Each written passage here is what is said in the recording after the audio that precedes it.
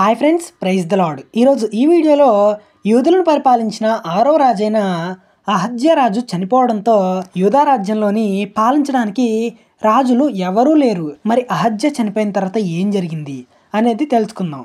అహజ్యాని యేహూ రాజు చంపినప్పుడు యెరూషలేముకి తీసుకుని పోయి దావీదు పురమందు అహజ్యాని అతని పితరుల సమాధిలో పాతిపెట్టారు.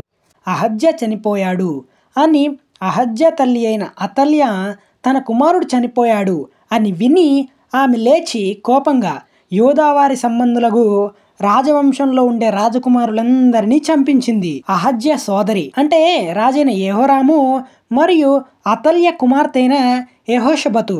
ఈమె యెహోయాదా అనే యాజకుని భార్య. అహజ్యా కుమారుడైన యోవాషును రాజకుమారులలో నుండి కాపాడింది. అలానే యోవాషు దాదిని దాచిపెట్టింది, ఒక పడకటింటిలో దాచిపెట్టింది. కనుక అతల్య వారిని చంపలేకపోయింది. అతల్య యూదా రాజవంశీయులందరినీ చంపాను అని అనుకొని యూదా రాజ్యాన్ని నేనే పరిపాలించాలి అని యూదా వారందరికీ 7వ రాణిగా, రాజు కాదండి, యూదా వారందరికీ రాజు లేకపోగా అంటే రాజులందరినీ చంపించి ఈ అతల్య 6 సంవత్సరాలు పరిపాలించింది. ఈ 6 సంవత్సరాల కాలంలో యెహోషబతు 6 సంవత్సరాలు వారితో పాటు దేవుని మందిరంలో యోవాషును దాచిపెట్టింది. ఈ అతల్య ఎవరంటే ఆహాబు యెజబెలు కుమార్తె. యూదా రాజైన యెహోరాము ఇశ్రాయేలీల రాజైన ఆహాబు కుమార్తెను పెళ్లి చేసుకున్నాడు. అతల్య యెహోరాముని అన్యుల మార్గంలో నడిపించింది. చివరికి యెహోరాము చెడ్డ రాజుగా ఎంతో బాధ వేదనతో చనిపోయాడు.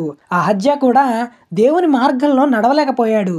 ఎందుకంటే తన తల్లి అయిన అతల్య దుర్మార్గంగా ఎలా ప్రవర్తించాలో అన్యుల దేవతల వైపు, వాటి ఆచారాల వైపు నడిపించింది.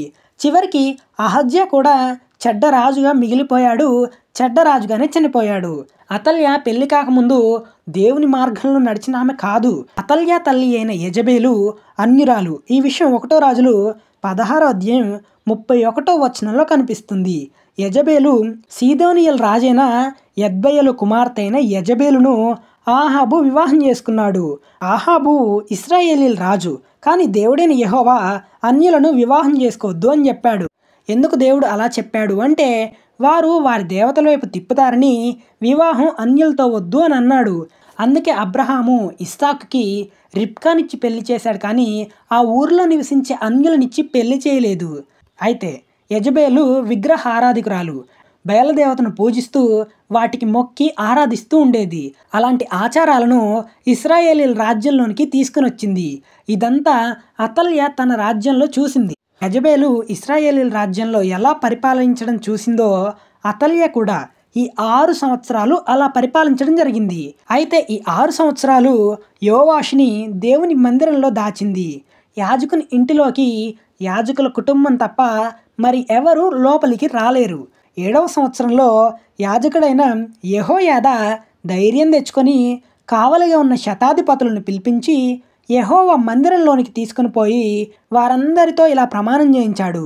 ఎందుకు ప్రమాణం చేయించాడు అంటే అహజ్యా కుమారుడైన యోవాషుని వారికి చూపించి, ఇదిగో రాజైన అహజ్యా యొక్క కుమారుడు యోవాషు బతికే ఉన్నాడు అని వారికి రాజుగా పరిచయం చేసి రాజుగా చేస్తారు. ఇది విన్న అతల్య ఇది చాలా ద్రోహం అని కేకలు వేసింది. అయితే యాజకుడైన యెహోయాదా అతల్యను మందిరంలో చంపకూడదని చెప్పగా మందిరానికి దూరంగా ఉన్న గుర్రాలు వెళ్లే మార్గంలో అతల్యను చంపారు. ఈమె యూదావారికి 7వ రాణిగా ఉంది.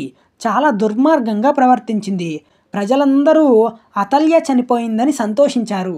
అంటే ఆమె ఎలా ఏలిందో తెలుస్తుంది, అంటే ఎంతగా విగ్రహాలను పూజించేలా చేసిందో తెలుస్తుంది. అతల్య తర్వాత రాజుగా యోవాషు ఏం చేశాడు అనేది నెక్స్ట్ వీడియోలో చూద్దాం.